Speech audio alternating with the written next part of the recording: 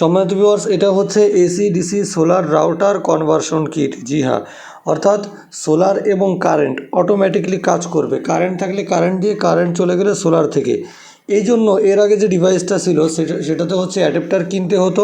তো এটাতে কোনো অ্যাডাপ্টার প্রয়োজন হবে না। দেখুন, এখান থেকে সোলার আমি ইনপুট দিচ্ছি হচ্ছে 13 ভোল্ট, অর্থাৎ সোলারের ব্যাটারি এই যে লাল নীল তারটাতে কিন্তু ইনপুট হয়েছে 13 ভোল্ট, আর এখানে দুইটা হচ্ছে 9 ভোল্ট 12 ভোল্ট।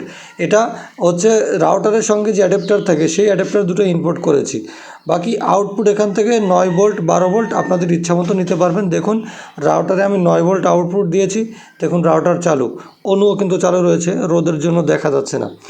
যাই হোক, তো আপনারা অটোমেটিক সিস্টেমে কিন্তু এই কনভার্সনটা কিট দিয়ে আপনার রাউটার এবং অনুকে চালাতে পারবেন। কারেন্ট থাকলে কারেন্ট দিয়ে, কারেন্ট চলে গেলে অটোমেটিক সোলারের সঙ্গে কানেক্ট হয়ে যাবে, কোনো রিস্টার্ট নেবে না।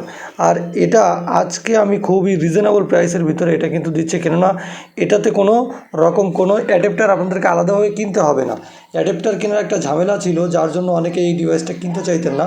তো এখন কোনো অ্যাডাপ্টার লাগবে না, জাস্ট আপনার রাউটার অনুর সঙ্গে যে অ্যাডাপ্টার থাকে সেই দুটো ইনপুট করে দিলেই কিন্তু হয়ে যাবে। আর এখানে মার্ক করে দিয়ে থাকি 12 ভোল্ট কোনটা, 9 ভোল্ট কোনটা, ঠিক আছে।